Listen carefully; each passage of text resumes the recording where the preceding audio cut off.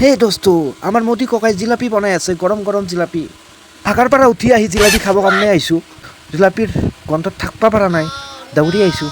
আমাৰ মোদী ককা ডেঞ্জাৰে, জিলাপিও বনাব পাৰে, চাহো বনাব পাৰে। চাহৰ দোকানেই আছিল আগতে, বা জিলাপিও বনাব পাৰে। খাতৰা সংকলকে আৰু থাকিব পৰা নাই, জিভা দি পানী ওলাই যাই আছে আৰু নৰুৱে সংকলকে দিয়ে।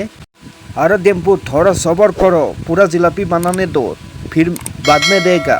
দিয়ক দিয়ক, হ'ব দিয়ক, যেতিয়ালৈ নহয় মই ইয়াতে বহি থাকিম আজি দিনটো। अरे भाइयों बहनों, मैं जिलापी बना रहा हूँ।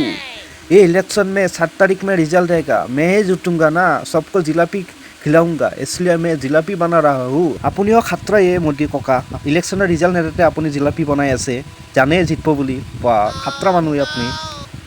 मैं मोदी जी, मेरा फुल कॉन्फिडेंस है, मैं भी जीतूंगा इलेक्शन में, हारेगा नहीं साला, इलेक्शन में जीत के रहेंगे रे बाबा, কবি জুকেগা নিহি ৰে চালা। কি ধুনীয়া ডাইলগ দিছে আপুনি, বহুতে ভাল লাগি গ'লে শুনি কেনে। বাহ, দম আছে আপোনাৰ, বাহ দম হে ইছলিয়ে মে চাই বালে সে PM बन गया। আকৌ এবাৰ মোদী চৰকাৰ, মোদীজী আপুনি জিতিব, সেইটো কাৰণে জিলাপি বনাই আছে ন, অকণমান খাব দিব লাগিব জিলাপি।